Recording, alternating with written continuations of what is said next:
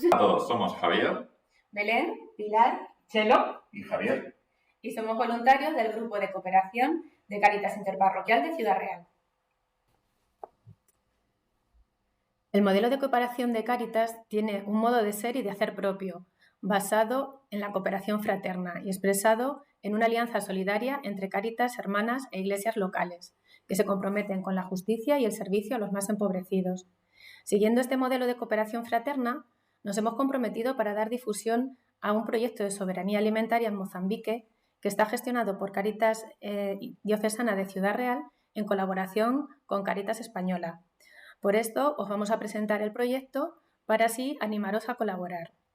Este proyecto está financiado con 24.107 euros por la Diputación y Cáritas Diocesana de Ciudad Real aportaría 9.900 euros, que es lo que necesitamos para sacarlo adelante.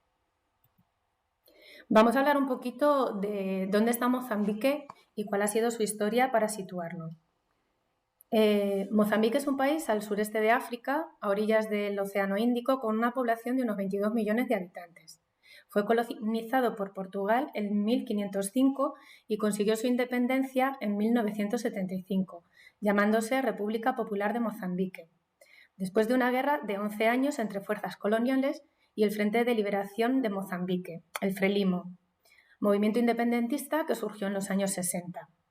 Las políticas portuguesas de despojo de sus colonias, junto con el repentino éxodo de los portugueses, dejaron a Mozambique con muy pocos recursos humanos internos y el nuevo gobierno de Frelimo estrechó sus lazos con el bloque soviético, obteniendo así ayuda internacional de Cuba y de la Unión Soviética. El gobierno del Frelimo se definió por el socialismo, decretó la nacionalización de la enseñanza, la atención médica, la banca extranjera y de varias transnacionales. A partir de la independencia, la nueva República de Mozambique se insertó en la lógica de la Guerra Fría y esto se concretó allí en una terrible guerra civil que duró desde 1976 a 1992 entre el Frelimo y el Movimiento Nacional Mozambiqueño, cuyas siglas son RENAMO, apoyado por Sudáfrica y por los Estados Unidos. La guerra civil costó la vida a cerca de 1 millón de personas, en su mayoría de ellas causadas por hambrunas derivadas de la persistencia del conflicto armado. 1/4 de la población dependía entonces de la ayuda humanitaria y 1 millón de personas se refugiaron en países vecinos. Los logros en educación y salud alcanzados a partir de la independencia se perdieron y a finales de la guerra Mozambique era clasificado como uno de los países más pobres del mundo. Con el fin de la Guerra Fría y la ruptura de los apoyos sudafricanos y estadounidenses a la RENAMO, la guerra civil también se encauzó hacia su término. En 1990 se empezaron las negociaciones entre las dos facciones. Se adoptó una constitución progresista que admitía un sistema multipartidista y otras garantías democráticas y se reconoció al movimiento rebelde como un partido legal. El 4 de octubre de 1992 se firmaron en Roma los acuerdos de paz entre el presidente y el líder de la RENAMO. Un contingente de paz de la ONU se quedó en Mozambique durante 2 años más para vigilar el desarrollo de la transición hacia la democracia. Mozambique es un país de los más pobres del mundo y alcanza al 70% de población su pobreza, que viene heredada de la época de la colonización y de la corrupción de los gobiernos posteriores. Más de un 80% de la población está constituida por pequeños agricultores, los cuales son especialmente vulnerables a los desastres naturales. Es un hecho que hoy en día la mayoría de los hombres y mujeres que viven en Mozambique sufren una contradicción extrema, pues son extremadamente pobres en un país con recursos minerales, energéticos, culturales, lingüísticos, forestales, fluviales y marítimos riquísimos, en una tierra que da innumerables frutos. Los indicadores de salud son alarmantes en Mozambique, con una expectativa de solo 48 años y una tasa de mortalidad infantil de 142 niños de cada 1000. La tasa de nacimientos prematuros además es del 15%. La principal causa de mortalidad infantil es la malaria y además otras como la diarrea y el cólera, enfermedades prevenibles. Además, la precariedad de los centros de salud y la falta de personal en los hospitales, particularmente en áreas rurales, representa un severo obstáculo para la salud de los niños. El índice de VIH en Mozambique es el 4º más alto del mundo. En algunos territorios se estima que aproximadamente 1 de cada 3 mujeres embarazadas es VIH positivo. La transmisión madre-hijo es muy común y 1 de cada 10 niños muere antes de cumplir los 10 años. Y se estima que 400.000 niños en Mozambique han quedado huérfanos a causa del SIDA. En Mozambique, 1 de cada 5 niños no accede a la educación, porque la escolaridad no es obligatoria ni gratuita. El abuso familiar y escolar está ampliamente difundido en Mozambique. El castigo corporal, por ejemplo, es considerado como el mejor método para educar a los niños. Ya sea que se encuentren en casa o en la escuela, la violencia es ejercida contra los niños. El impacto en su salud física y mental puede ser en ocasiones muy grave. Se estima que hay alrededor de 1,5 millones de niños huérfanos. Estos tienen que subsistir completamente por sí mismos, porque los servicios de ayuda para estos niños son casi inexistentes. La mayoría vive en la calle sin ninguna vía de escapatoria. En Mozambique, mientras la ley requiere un mínimo de 18 años para casarse, la mitad de las niñas se casan siendo menores. Esta práctica tiene serias consecuencias, tanto físicas como emocionales. Las jóvenes son forzadas a mantener relaciones sexuales no consentidas con sus maridos. La transición hacia la adultez es un desafío para ellas, ya que no llegan a experimentar la adolescencia. Cerca de 1/3 de los niños en Mozambique trabaja forzado en negocios familiares como ganadería o en plantaciones de algodón, tabaco o té. Existe reclutamiento forzoso de niños en el ejército. Actualmente, aunque la guerra terminó, el problema de los niños soldados persiste. Ya no están involucrados en combates, pero las consecuencias de haber pasado su niñez en grupos armados son muchas. Habiendo sufrido la violencia, tortura y crueldad de la guerra, el desarrollo de la salud y su moral es caótica, y su reinserción en la sociedad es muy difícil. El tráfico de niños continúa en Mozambique, a pesar de los recientes esfuerzos del gobierno para erradicar esta práctica. Los niños, especialmente en áreas rurales, son raptados y forzados a realizar todo tipo de trabajos. Las jóvenes son frecuentemente explotadas sexualmente o utilizadas para realizar trabajo doméstico en países vecinos. Algunos niños son también integrados al tráfico sexual, experimentando violencia y siendo sometidos a torturas extremas. Ante este panorama nos parece muy interesante que conozcáis el siguiente proyecto, del que os vamos a dar los detalles a continuación. Os vamos a presentar el proyecto Protección y Promoción de Medios de Vida Sostenibles para Familias Campesinas Vulnerables, también en Mozambique. Este es un proyecto financiado por la Diputación de Ciudad Real y que se está desarrollando desde el pasado diciembre. Este proyecto pretende aumentar la resiliencia y la soberanía alimentaria y nutricional frente al cambio climático de 100 familias muy humildes que han sido seleccionadas por la propia comunidad rural de Huia, una zona muy vulnerable de la provincia de Inhambane, en Mozambique.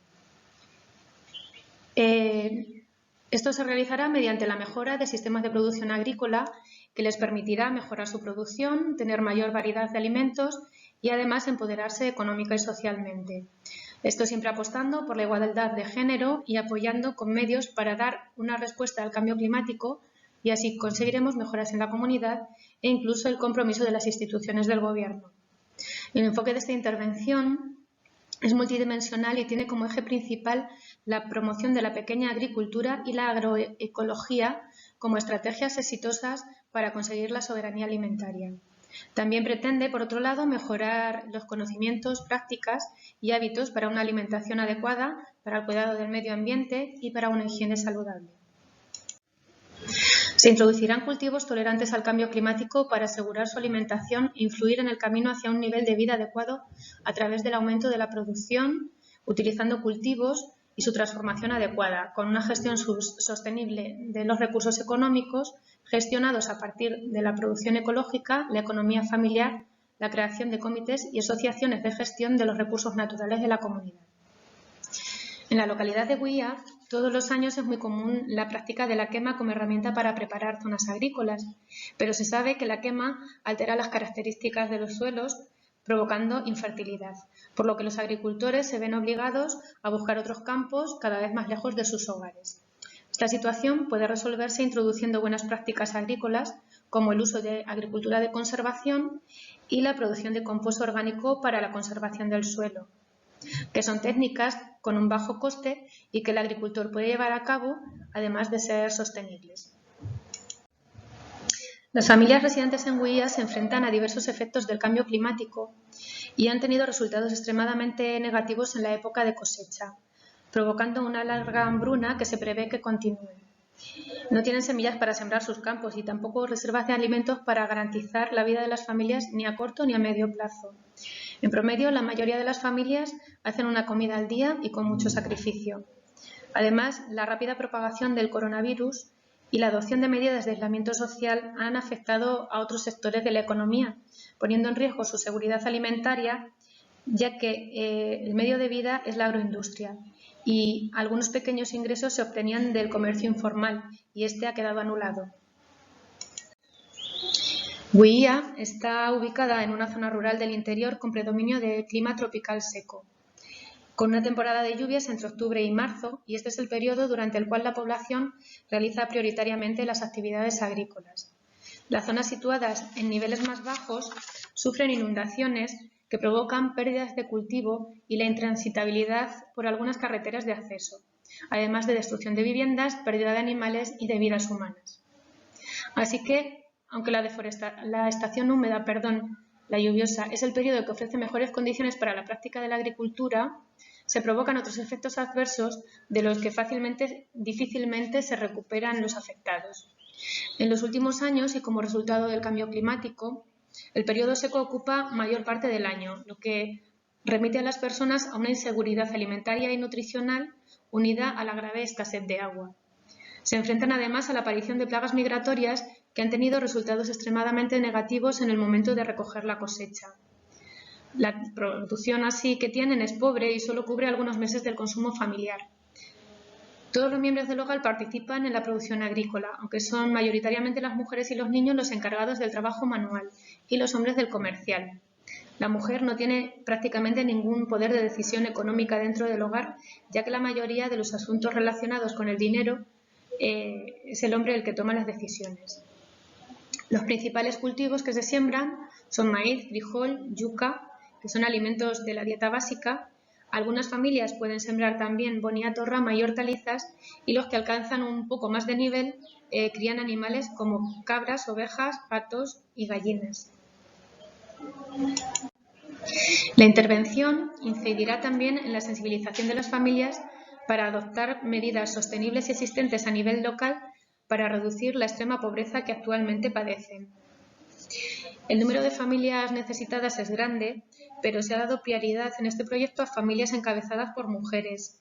Hay un alto porcentaje de viudas, separadas o abandonadas por su marido, y también familias encabezadas por niños huérfanos, a veces preadolescentes, que deben tomar las riendas de su unidad familiar. Igualmente se han seleccionado familias que tienen a cargo discapacitados, enfermos y ancianos. Las actividades que se están llevando a cabo son formaciones técnicas, aquí los vemos haciendo una en el campo, sobre temas diversos para intensificar la producción de diversos compuestos orgánicos, técnicas para mejorar la fertilidad del suelo, producción intensiva en secano, introducción de sistemas de seguimiento y lucha contra el gusano de la espiga del maíz, biol orgánico de acción múltiple en diversos cultivos, sistemas integrados de control y protección de las calidades del grano de los almacenes. También se están haciendo actividades para fortalecer las técnicas de agricultura ecológica, siguiendo la metodología de campesinos de Machamba, la escuela estatal, para proporcionar información oportuna sobre la alerta del cambio climático, así como la difusión de las previsiones meteorológicas y estacionales de los principales usuarios y beneficiarios. Aquí vemos otra actividad que es la entrega de pequeñas especies, y en la diapositiva anterior veíamos una foto de cómo se habían entregado insumos agrícolas, principalmente variedades de cultivos tolerantes a la sequía. En esta diapositiva vemos la actividad de la entrega de pequeños fogones ecológicos que se habían producido como forma de reducir la deforestación y mejorar los sistemas de cocción. Otras actividades son la entrega de kits de tratamientos de agua potable y formación en métodos de tratamiento natural, con moringa, que reducen las enfermedades diarreicas. También el desarrollo de capacidades de la gestión de recursos locales, el agua, la tierra, los residuos, los ingresos, la vegetación, el cambio climático y la alerta temprana, con la creación de comités de gestión de recursos naturales y de alerta temprana sobre el cambio climático. actividad importante es apoyar las iniciativas productivas de las mujeres para su empoderamiento económico mediante la concienciación sobre los derechos de las mujeres, el derecho de las niñas a la educación y la alfabetización de las mujeres, la desigualdad de género y la lucha contra la pobreza sexual y doméstica. Y la participación del equipo en redes de reflexión y defensas de la soberanía alimentaria y nutricional y del derecho a la alimentación con otros actores de la intervención a todos los niveles. Para finalizar, se realizará una evaluación y puesta en común de las lecciones aprendidas con la participación de los beneficiarios y de otros invitados. A medio y largo plazo, estas familias campesinas desarrollarán la capacidad para producción agrícola con métodos convencionales, lo de que de alguna manera garantizará la conservación de la biodiversidad, al convertirse en una práctica agrícola sostenible con el uso, por ejemplo, de abonos orgánicos que no solo conservarán el medio ambiente, sino que también proporcionarán alimentos saludables, reduciendo su coste de obtención. Los pequeños agricultores formados se convertirán al mismo tiempo en formadores de otros miembros de su comunidad. Así que todas las familias campesinas locales que lo deseen podrán adherirse a las prácticas de producción sostenible, reduciendo el hambre y estableciendo los pasos para una seguridad alimentaria. Por otro lado, la población estará capacitada para resolver problemas específicos de la comunidad con la participación de las mujeres en la toma de decisiones para el desarrollo de su zona. También hay que destacar que este proyecto se compone de actividades sostenibles porque los pequeños animales ayudarán a las familias como fuente de proteínas, mejorando la seguridad alimentaria y los ingresos provenientes de las ventas de su producción y ahorros que consigan, y con los ahorros que consigan podrán comprar diversos insumos de producción con mayor enfoque en las semillas, mejorando su producción agrícola y el abastecimiento de otros familiares. Las acciones están orientadas a que las familias alcancen niveles de autonomía y mejoras reales en sus condiciones de vida de forma progresiva. Esto implicará una reducción proporcional de la dependencia de los recursos externos a lo largo del tiempo, ya que se espera que las familias tengan capacidad de generar flujos económicos a partir de las actividades del proyecto.